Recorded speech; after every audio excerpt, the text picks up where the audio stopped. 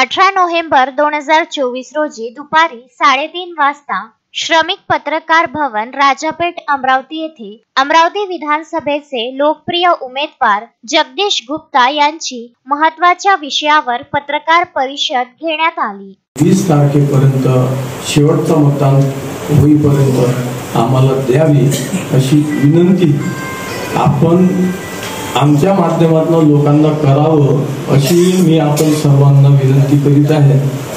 कारण मतदारसंघ मोठा आहे, प्रत्येक मतदात्यांपर्यंत म्हणजे कॅन्डिडेट उमेदवार पोहोचू शकत नाही आणि त्यामुळे लोकशाहीचा चौथा स्तंभ आपण आहात। आपल्या माध्यमातून माझं वचननामा आणि माझा जे विचार आहे ते आपण लोकांपर्यंत पोचवावं अशी विनंती आहे आणि अपेक्षाही आहे की 100% आपण ते पोचवाल अशी अपेक्षा व्यक्त करतो। आपण सगळेजण इथे आलात त्याबद्दल पुनश्च एकदा धन्यवाद देत असताना आपले काही प्रश्न असतील तर ते प्रश्न आपण विचारू शकता, त्याचा उत्तर देण्याचे जे पदाधिकारी आहेत त्यांनी भाजप तर माझ्यासोबतच आहे।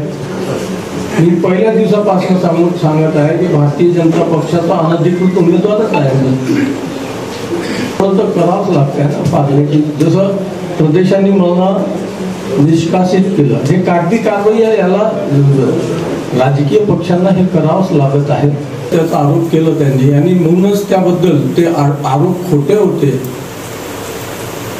ते आरोप खोटे होते म्हणून त्यांना मी वकिलाच्या माध्यमातून कायदेशीर नोटीस दिलेली आहे। त्यांनी कायदेशीर नोटीसचा कायदेशीर उत्तर दिलं तर ठीक, नाही तर पुढची कारवाई मी 100% करणार आहे, त्यांना दिलेला आहे। आणि नोटीसची कॉपी मी सर्व प्रेसला दिलेली आहे, असं नाही की नुसतं तोंडी सांगितलं, त्याची कॉपी मी आपण सगळ्यांसमोर दिलेली आहे। त्यामध्ये सगळ्या विषयाचा उल्लेख आहे।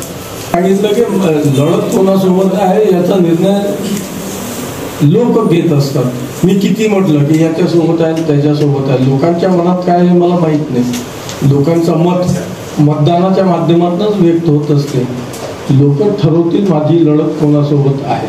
Vidarbha news bureau, Amravati.